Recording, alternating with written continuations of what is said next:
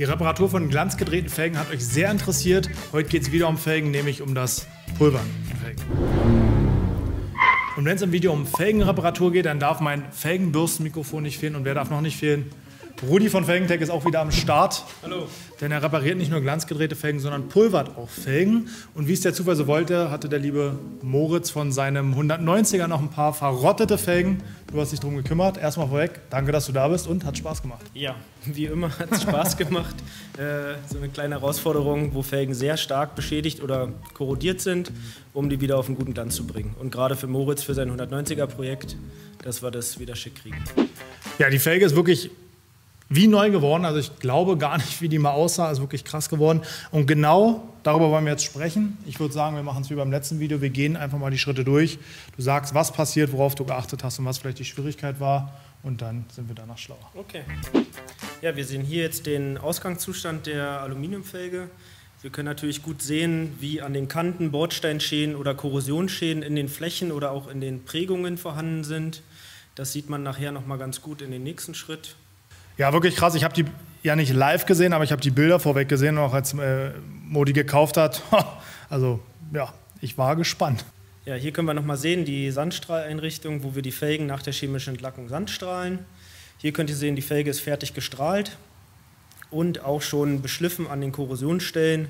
Hier zeigen wir nur noch mal grundsätzlich, wie die Werkzeuge dazu aussehen. Okay, also du hast einmal den Sandstrahlvorgang und Schleifen. Wie macht man das, maschinell oder von Hand? Genau, wir haben erst wird gesandstrahlt, dass wir sehen können, wo sind die Korrosionsstellen, Tief, Unebenheiten und schleifen dann nochmal mit kleinen Exzenterschleifern oder großen Exzenterschleifern die größten Schäden raus. Felgen, die zu stark beschädigt sind, die mit Schleifen nicht mehr machbar sind, sollte man neu kaufen oder sich eine gebrauchte im besseren Zustand besorgen. Welche Körnungen werden da so eingesetzt? Wo bist du da unterwegs? Wir sind hier unterwegs von 0,5 maximal, also 0,2 bis 0,5 mm Körnung beim Strahlen. Ja, also Trockeneisstrahl machen wir ja selber. Sandstrahlen ist ja eine Nummer schärfer. Wie funktioniert es sozusagen zusammengefasst? Genau. Zusammengefasst ist es so, dass wir haben eine Sandstrahlkabine mit Druckstrahlen. Das heißt, unten ist ein Druckkessel für gleichmäßigen Strahldruck. Das heißt, dass man kleine Vertiefungen oder durch Druckschwankungen Unebenheiten in die Felge strahlt. Das heißt, bei unserem Vorgang ist es so, wir haben diese feine Körnung und strahlen Stück für Stück sauber die Felge aus, gleichmäßig, können darauf aufbauen, um ja, die Felge wieder gut aussehen zu lassen.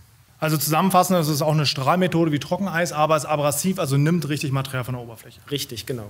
Hier können wir das Strahlgut sehen, es ist sehr fein, dass auch wirklich keine tiefen Strahlriefen entstehen, eine sehr feine Oberfläche, die beim Grundieren der Felge auch dann völlig überdeckt werden und keine Strukturen oder Unebenheit hinterlässt. Ja, hier können wir nochmal die Felge komplett sehen. Die ist jetzt vorbereitet für den nächsten Schritt. Genau, richtig.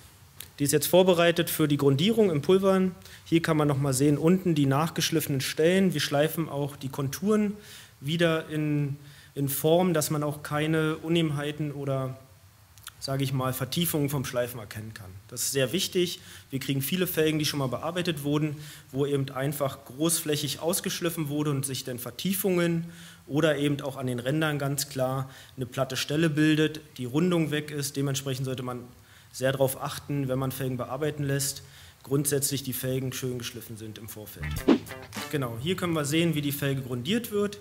Bei so einen großflächigen Felgen ist es wichtig, dass man alle kleinen Bereiche gut trifft, also deckend auch. Es geht auch hier drum, in der Grundierung ist eine Epoxy-Grundierung, also sozusagen ein Rostschutz für eine Alufelge ist gegen Oxidation sehr wichtig und da ist es sehr wichtig, die Fläche gleichmäßig zu pulvern, keine großen Strukturen aufzubauen, weil sonst wird es dann mit der farblichen Komponente nicht mehr überdeckt. Also die Grundierung ist auch schon Pulver? Richtig. Genau, hier können wir sehen, die gepulverte Felge, wie sie fertig ist. Das ist auch schon ein sehr schönes, eigentlich könnte man fast fertig sagen, in Grau, aber ist nur die Grundierung. Wir können sehen, Anlageflächen sind nicht beschichtet, wie auch die Bolzenvertiefungen, alles frei geblieben, weil das ist fachgerecht so richtig. Wir können sehen, von allen Seiten perfekt beschichtet. Ja, jetzt geht es weiter zu der nächsten Beschichtung. Jetzt kann man sehen, wir arbeiten natürlich nochmal in der Grundierung Unebenheiten oder kleine Staubeinschlüsse nach, dass wir natürlich in der Farbbeschichtung keine Erhöhungen haben oder Unregelmäßigkeiten. Wir probieren natürlich immer eine gleichmäßige, super Oberfläche zu haben. Man kann hier nochmal sehen, wie werden die Bolzenlöcher freigeblasen. Das funktioniert sehr gut, weil die sehr tief sind. Sonst arbeiten wir auch mit Silikonabdeckungen. Und wir haben auch nochmal den Narbensitz ausgeblasen von dem Silberpulver, weil natürlich irgendwann, wenn man das immer wieder mitbeschichtet, ist es natürlich so, dass man die Felge nicht mehr raufkriegen würde.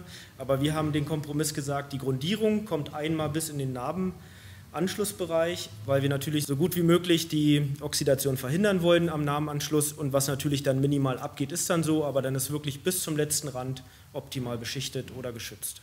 In welchem Grad sind wir jetzt? Wir sind jetzt bei der zweiten Beschichtung. Wir haben ja die Grundierung gehabt, jetzt haben wir Silber beschichtet. Das ist die zweite Beschichtung. Und man kann hier schon sehen, das ist auch sehr schön schon anzusehen, aber Silber kann man nicht so fahren. Es muss immer ein Transparent drüber, um das optimal zu schützen. Weil Silber ist sehr anfällig, ein leichter Kratzer sozusagen. Ohne Klarlackbeschichtung würde sofort grau wirken, weil in der Beschichtung die Silberpartikel sozusagen nach oben kochen und dadurch diese silberne Oberfläche bilden. Genau, hier können wir nochmal sehen, eine sehr starke Oxidation.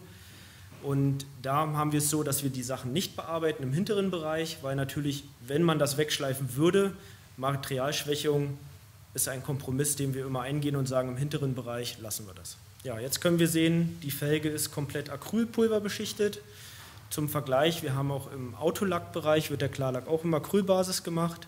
Und das haben wir auch in der Pulverbeschichtung, das ist sehr speziell, dass man das in der reinen Pulverbeschichtung wählt, weil es ein sehr teurer Klarlack ist, aber wir haben den natürlich aus der CNC-Bearbeitung und wollen natürlich die gleiche Qualität, die wir im CNC-Segment bringen, auch in der Pulverbeschichtung mit anbieten.